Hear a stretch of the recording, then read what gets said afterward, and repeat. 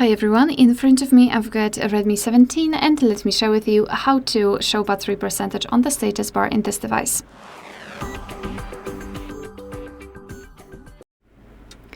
So let's start with opening the settings, and in the settings we need to scroll down and localize the option notifications and status bar.